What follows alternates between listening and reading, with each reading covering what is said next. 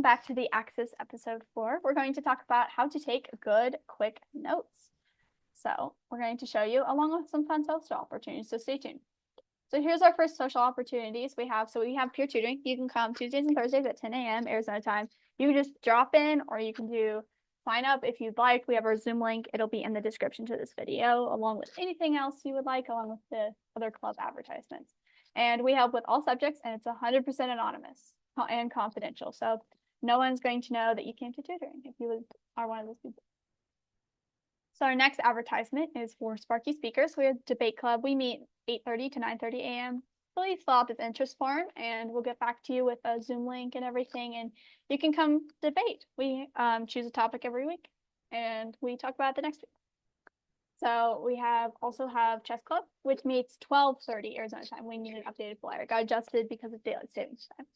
And it is overseen by Mrs. Raming, and they play chess on League Chess. So feel free to join all three of these. I'll have all the links below.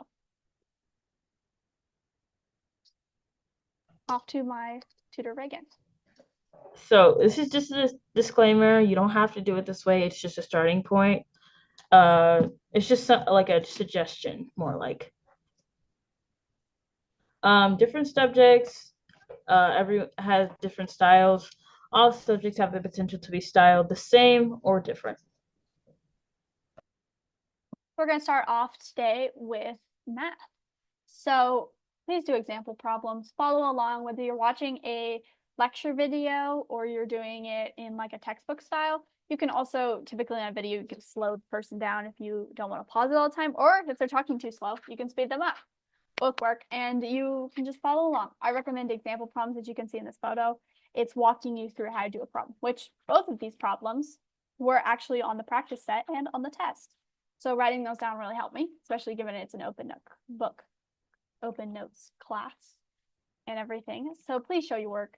If you don't, sometimes people will actually give you points after if you're in a class that does that, or you just won't know how to do it or walk someone else through it.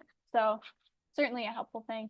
Also highlight important formulas. If you have an important formula, depending on your level, whether like you can see there's volume here, volume equals 4/3 pi r cubed. I would highlight that if I was in a class that was in area. It's not highlighted in this because it's more of like an additional side comment to this, but please make sure to follow these guidance when you're doing your math homework. Also, we have science. So science is one of those subjects that really depends on what class you're in. These examples are both from chemistry. Write down definitions. You can see I have electrolyte versus non-electrolyte here. I wrote the definitions down word for word because it was going to help me get that in my memory, because there really was no other way to reword that would still make sense. And then also write down theorems. I don't believe I have theorems in this, but if you do, make sure to write them down so that you know what's going on. Processes. You can see with this example in the yellow sheet that it is about how to do a titrant, and it walks you through in the lesson how to do one, and they wrote it down on how to do it, which you might think this is too much writing, but trust me, for learning how to do a titrant, this is very, very good. And also write down structures. If you're in an anatomy or a biology class, make sure you write down cells or how the pancreas works. Whatever you're learning, that would be very helpful. And thank you to the wonderful, amazing person who gave me these notes. You're awesome. Righty, moving it back to Reagan.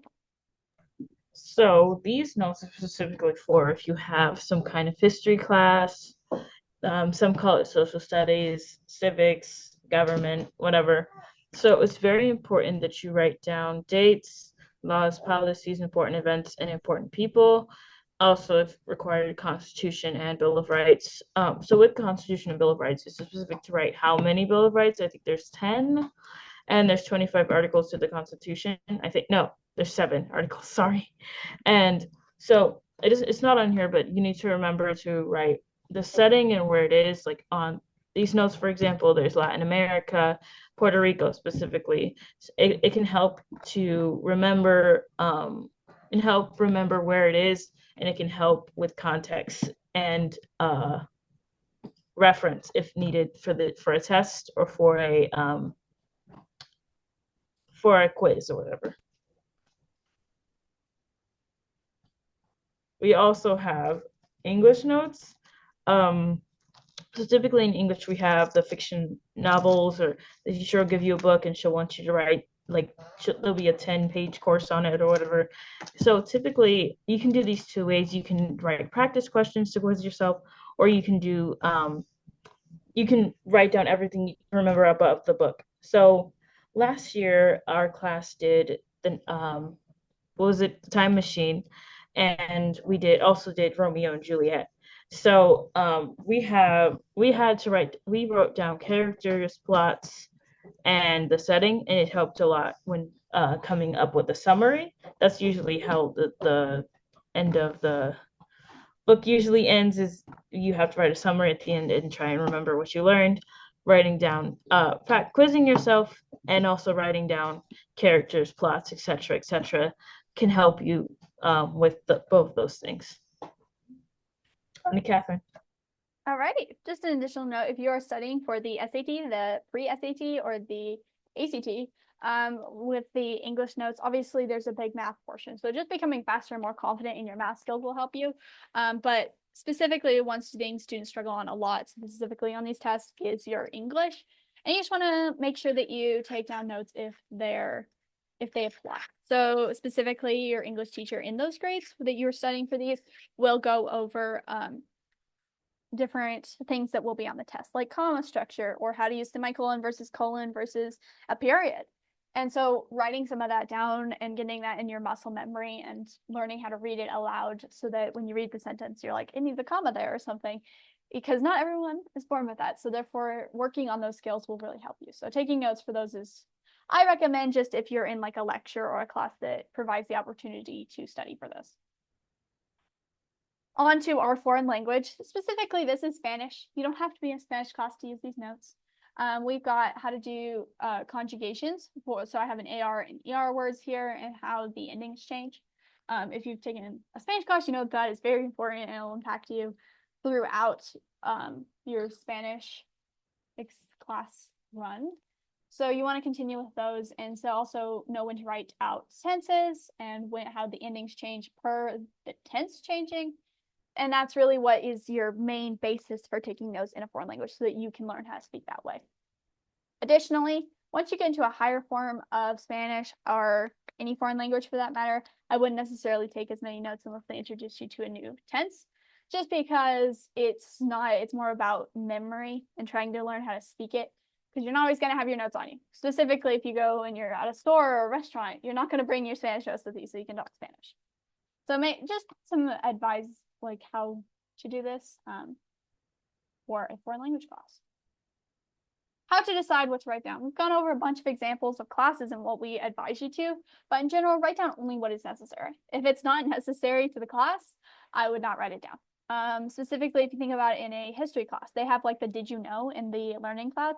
The did you know is never going to be on the test. It has no importance. It's fun to read and it's fun to be a break, but you don't need to write that down. It's more of like a side fact, or rabbit hole, as some people would say. So you want to make sure to write that down. Write down anything that is important, such as example problems. Those might not seem important, but trust me, they're like a basis to help you get it in your head, and in your memory, so that if you are to do on a test and something comes up like that, you can just look back at your example problems. Especially since ASU Prep Global and ASU Prep Digital are open note schools. Another note on practice problems. I know I've emphasized doing example problems and problems over, but truly they are so helpful. They help you get it faster. On a lot of tests, once you reach a certain level in math or anything, they will be timed. Trying to get 25 practice problems done in 2 hours is an average of about 4 minutes per question, plus time to double check. You want to get that down so that when you do those practice problems, they'll help you get it done faster, specifically in math. So you can do those problems and you can get them done in the 4 minutes, so that you are able to double check your work and submit it, so you don't run out of time and you don't get lots of point off because you did run out of time. So please do practice problems. Please take notes. If you aren't taking notes, please start now. It will help you no matter what level you're at, trust me. Off to my Reagan to conclude. So I want to thank you guys, if you stay to the end, for watching this video. If you have any questions or concerns, you can email us at globalpeertutors@gmail.com. And if you like videos like these, subscribe and tune in for the next one. See you guys later.